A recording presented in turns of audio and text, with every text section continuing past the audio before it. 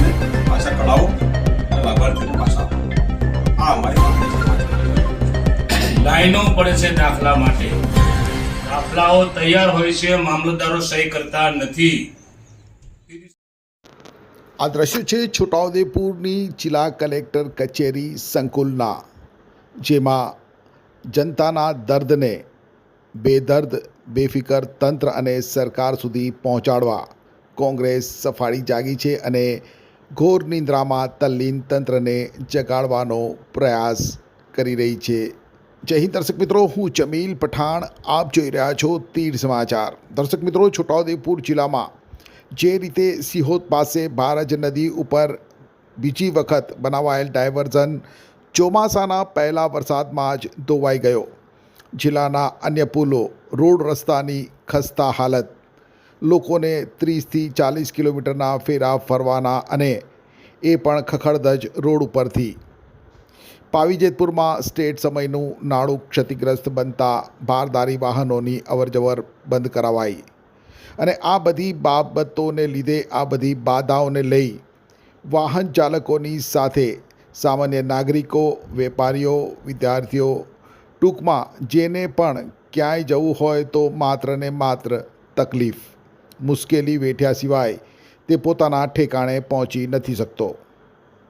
છેલ્લા 2 વર્ષથી ચોમાસું આવે ને સામાન્ય નાગરિકોની જિંદગી બેહાલ બની જાય છે, તો બીજી તરફ તંત્ર અને સરકાર આંખ અને કાન બંધ કરીને બેઠી હોય. જનતાની મુશ્કેલીઓના નિવારણ માટે તંત્રના જવાબદાર અધિકારીઓ જાણે બેજવાબદાર બિંદાસ્ત બનીને ફરી રહ્યા છે. આટલી મોટી ગંભીર સમસ્યાઓ બાબતે કોઈ ન તો કોઈ કામગીરી કરવામાં આવી, ના તો કોઈ નક્કર પગલાં લેવાયા.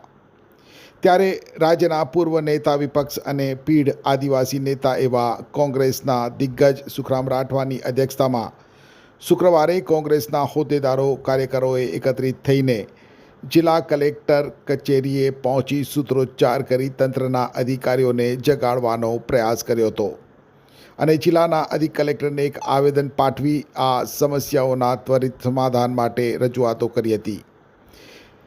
ત્યારે નિવાસી અધિક કલેક્ટર શૈલેષ ગોખલાણીએ દિન 15માં તેમની રજૂઆતો સંબંધિત સકારાત્મક જવાબ આપવાની હૈયાધારણા આપી હતી.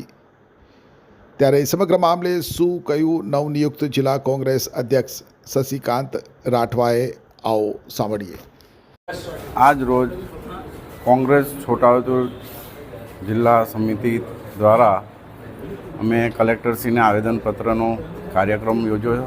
એમાં અમારા પૂર્વ ધારાસભ્ય શ્રી સુખરામભાઈ રાઠવા સાહેબ, અર્જુનભાઈ રાઠવા સાહેબ, મારા તાલુકા પ્રમુખશ્રીઓ અને મુખ્ય હોદ્દેદારશ્રીઓ તમામે એક થઈને અમારી મુખ્ય રજૂઆત એ છે કે આપ સબ જાણો છો કે જિલ્લાની જે અત્યારે પરિસ્થિતિ છે, રસ્તાઓને લઈને, આરોગ્ય લઈને, શિક્ષણને લઈને, એને લઈને અમારા મુખ્ય મુદ્દાઓ જે 3 હતા એ અગાઉ આપણને સાહેબે જણાવ્યું એ પ્રમાણેના હતા. કલેક્ટરશ્રીએ અમને આશ્વાસન આપ્યું છે કે દિન 15માં તમને આનો જવાબ અમે આપીશું. તો એની અમે કાઉન્ટરમાં અમે કીધું છે કે અમને જવાબ નહીં મળે તો આવતા દિવસોમાં અમે ઉગ્ર આંદોલન પર કરીશું. એક્ટિવાથી લઈ જેસીબી સુધીના, ટૂંકમાં દરેક વાહનના અને દરેક કંપનીના, જી હા, દરેક કંપનીના અને દરેક સાઇઝના ટાયર એકદમ કિફાયતી ભાવમાં મળશે અને તે પણ આપણા છોટાઉદેપુરમાં. જી હા, છોટાઉદેપુરમાં. અને હા, જો તમારી પાસે રોકડા રૂપિયા ના હોય ને તો ચિંતા ના કરશો, અહીં બજાજ ફાઇનાન્સની સુવિધા પણ ઉપલબ્ધ છે.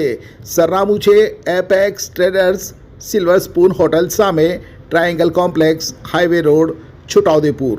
મોબાઈલ નંબર છે 7359953545. છોટાઉદેપુર સહિત રાજ્ય, દેશ અને દુનિયાના સમાચાર જોવા માટે સબસ્ક્રાઈબ કરો તીર સમાચાર અને બેલ આઇકોન જરૂર દબાવો.